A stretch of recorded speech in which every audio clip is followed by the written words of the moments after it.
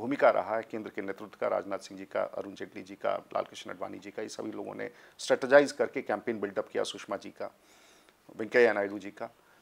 तो मैं समझता हूँ कि वो रहा। लेकिन देश में जो गतिविधियाँ हो रही हैं, जिस प्रकार से महंगाई का प्रभाव हो रहा है, जिस प्रकार से आतंकवाद का प्रहार हो रहा है, सब चीज़ों का कर्नाटका के चुनाव पर सीधा प्रसार। आने वाले चुनाव में आप किसके साथ गठबंधन कर रहे हैं? ये लोकसभा का जो चुनाव होगा ये तो बहुत अभी ये सवाल, दक्षिण भारत, इतना ही मैं कहना चाहूँगा कि भारतीय जनता पार्टी का विस्तार हो रहा है और इस देश में यदि कोई पॉलिटिकल पार्टी का विस्तार हो रहा है, बढ़त हो रही है, वो भारतीय जनता पार्टी है। और इस देश में कोई पार्टी अगर छोटी हो रही है, सिकुड़ रही है, कमजोर हो रही है, तो कांग्रेस पार्टी। आपके मित्र पार्टियां आपको छोड़ करके जा रहे हैं, जैसे नहीं, ये आपका जयललिता जी, ममता नहीं, आप शायद विषय को ठीक से अध्ययन नहीं कर पा रहे हैं। भारतीय जनता पार्टी का विस्तार हो रहा है। थैंक यू सर, बहुत बहुत धन्यवाद। नमस्कार, मैं हूं शैलेश कुमार तिवारी और आप देख रहे हैं CNEB। आज हमारे साथ हैं भाजपा के राष्ट्रीय प्रवक्ता श्री प्रकाश जावड़ेकर जी। प्रकाश सर, आपका बहुत बहुत स्वागत है हमारे CNEB में। सर, सबसे पहले तो मैं आपको बहुत बहुत बधाई देता हूं कि आप कर्नाटका में विजय पा लिया है। इसके बाद आपका अगला क्या रहेगा? कर्नाटक की विजय बहुत मायने में महत्वपूर्ण है। केवल वो दक्षिणी राज्य है इसलिए नहीं, लेकिन 25 साल में हमने 4% से आज 34% का मुकाम हासिल किया और अकेले के बलबूते पर कर्नाटक जैसा राज्य हमने हासिल किया। इसका दूसरा विशेषता ये है कि हमने वहाँ जो राजनीतिक संकट पिछले 4 साल देखने को मिला, तो विश्वसनीय नेता, स्थिरता और सुशासन, इसका वादा देकर हमने चुनाव जीता है। और केंद्र सरकार पर भी एक टिप्पणी है इसमें। केंद्र सरकार को भी एक फटकारा है लोगों ने, क्योंकि महंगाई बढ़ती, आतंकवाद बढ़ता और किसानों की बदहालत, इस पर भी लोगों ने रिएक्ट किया है और इन सब कारणों के लेकर हमें विजय मिला है। प्रकाश, इसका एक महत्व और है कि पहले इंदिरा जी के ज़माने में गरीब वर्ग हमेशा कांग्रेस के साथ रहे और इसलिए गरीब राज्य भी, खासकर भारत में जो राजस्थान हो, मध्य प्रदेश हो, छत्तीसगढ़ हो, आज सारे राजस्थान, मध्य प्रदेश, छत्तीसगढ़, उड़ीसा, बिहार, कर्नाटक भी, अब ये जो मुख्य जिन्हें पहले बीमारू राज्य कहते थे, अब वो सुधार के कगार बहुत अच्छी तरह से है। लेकिन फिर भी गरीबी का जहाँ बहुत ज़्यादा ताल्लुकात है, तो गरीब लोगों का विश्वास कांग्रेस ने खो दिया है और हमें गरीब लोगों का विश्वास मिल रहा है। ये एक नए बदलाव का संकेत कर्नाटक की विजय से और झलकता है। महाशय, आप बता रहे थे इस चुनाव में मुख्य एजेंडा, आप बता रहे थे गरीबी को, महंगाई, वो केंद्रीय स्तर के 3 मुद्दे थे, महंगाई, आतंकवाद और किसानों की बदहालत। और राज्य स्तर के 3 मुद्दे थे, विश्वसनीय नेतृत्व, स्थिरता का वादा और सुशासन का भरोसा। इस चुनाव का मुख्य श्रेय किसे देंगे जीत का? पार्टी और मतदाताओं को। पार्टी की अगली एजेंडा क्या है? अभी आने वाले दिनों में जम्मू कश्मीर में चुनाव होगा, फिर मध्य प्रदेश, राजस्थान, और इसको बरकरार रखेंगे। राजस्थान में तो गुर्जर का नहीं, वो जो भी आंदोलन चल रहा है वो सुलझ हो जाएगा और इस सप्ताह के अंत तक इस मसले समाप्त हो जाएगा, सबका उसमें सेटिस्फैक्शन होगा। दक्षिण भारत में पहली सफलता है। अभी आपके आने वाले चुनाव में वहाँ के गठबंधन के लिए कौन कौन से दल आपके साथ हैं?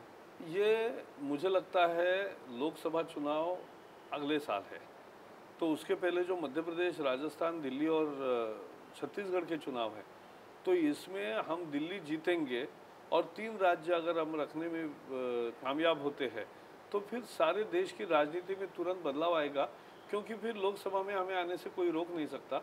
तो अपने अपने दल अपनी अपनी भूमिका उस समय तय करेंगे और तब नया रिअलाइनमेंट होगा। दिल्ली के मुख्यमंत्री के लिए आप किसको प्रोजेक्ट करेंगे? वो समय पर हम घोषणा करेंगे। दक्षिण भारत में AIADMK या फिर ये जो भी है, चंद्रबाबू नायडू जी का के बाद इसका एक एक जैसे फर्म होता जाएगा वैसे घोषणा होगी। उत्तर भारत में देखा जाए तो धीरे धीरे भाजपा की ओर लोगों का रुख बढ़ा है, लेकिन इधर गुर्जर का जो आंदोलन हो रहा है, जिससे वो एक सप्ताह में समाप्त होगा, तो इसमें गुर्जरों का भी प्रसन्नता रहेगी, समाज को न्याय भी मिलेगा और एक सही रास्ता निकलेगा लोकतंत्र में बातचीत के जरिए। इस पर हमें भरोसा है। मध्य प्रदेश में आपकी सरकार है, तो आगे चुनाव का एजेंडा क्या आप रखेंगे मध्य प्रदेश की सरकार में? चुनाव में हम वहाँ विकास, सुशासन, ये सब जगह हमारा मुद्दा है। विश्वसनीय नेतृत्व हमने दिया है, एक सुशासन प्रत्यक्ष जनता को एहसास हुआ है, लगातार जनता के लिए काम करने वाली सरकार, ये चेहरा हमने दिया है। तो छत्तीसगढ़ हो, मध्य प्रदेश हो या राजस्थान हो, लगातार हम कल्याणकारी राज्य के लिए कांग्रेस से बहुत ही बेहतर राज्य ये है, ये लोगों को आज एहसास हो रहा है और इसलिए लोग हमें फिर से चुनेंगे। चेहरे वही रहेंगे या नए चेहरे आएंगे मध्य प्रदेश में? जैसे यही मुख्यमंत्री है, शिवराज सिंह चौहान जी हैं, तो जी वही रहेंगे। के नेतृत्व में हमारे केंद्रीय अध्यक्ष जी ने घोषणा भी की है। ये थे हमारे साथ प्रकाश जावड़ेकर जी। आपको सर बहुत बहुत धन्यवाद हमारे CNB के साथ। बहुत थैंक यू सर। जैन धर्म में वर्षा योग चल रहा है। इस मौके पर आज हमारे बीच मौजूद हैं आचार्य पुष्पदंत सागर जी महाराज। आइए उनसे जानते हैं कि वर्षा योग क्या होता है। स्वामी जी, वर्षा योग क्या होता है? सृष्टि में जितने भी धर्म हैं और जो विशेष ख्याति प्राप्त हैं, उन धर्मों में कुछ महीनों में, विशेष नक्षत्रों में, कुछ अवसरों पर साधु को एक स्थान पर रुककर साधना करने का प्रावधान है। और साधना करने के पीछे भी एक औचित्य है, एक कारण है कि उस समय वर्षा के समय पे जीवों की उत्पत्ति बहुत ज़्यादा होती है। और पुराने समय पर हमारे यहाँ पुल वगैरह नहीं थे और बाढ़ें आ जाया करती थी, गांव बहने लगते थे। तो जीवों की रक्षा के लिए और श्रावक को धर्म की दिशा देने के लिए और भारतीय संस्कृति के आध्यात्मिक और अहिंसात्मक संस्कार देने के लिए साधु उस गाँव में रुक करके साधना किया करता था।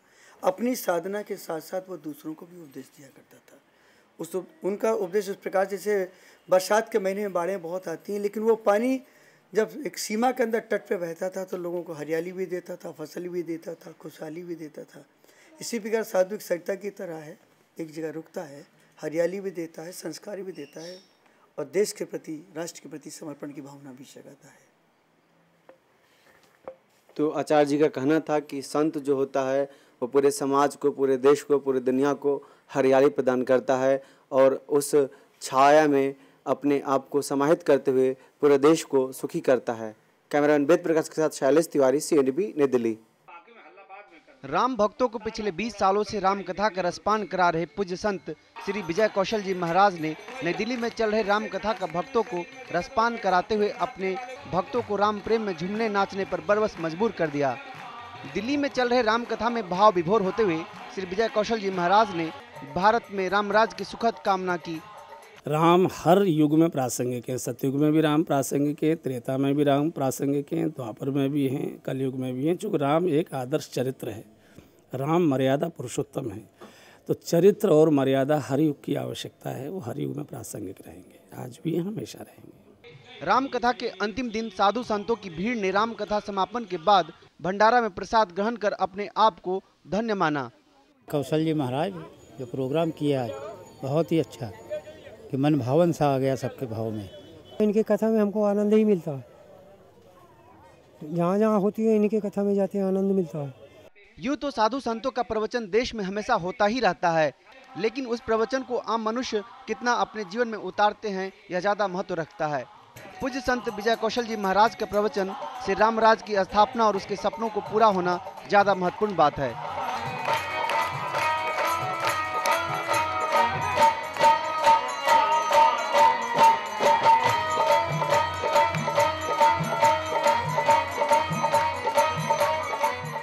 नई दिल्ली में पिछले एक सप्ताह से चल रहे राम कथा का आज समापन हो गया। राम कथा पूज्य श्री विजय कौशल जी महाराज जी कर रहे थे। राम कथा में उन्होंने सभी भक्तों को यही बताया कि हर घर में एक राम राज्य की स्थापना होनी चाहिए। आज समापन के बाद संत महात्माओं को भोजन करा करके उन्हें पूर्ण रूप से दक्षिणा दिया गया। इसके बाद कथा का समापन हुआ। कैमरामैन रंजीत कुमार के साथ शैलेश तिवारी, CNB, नई दिल्ली। शुक्रवार को विश्व के इतिहास में पहली बार 1000 लोग एक मंच पर आकर सितार वादन करेंगे।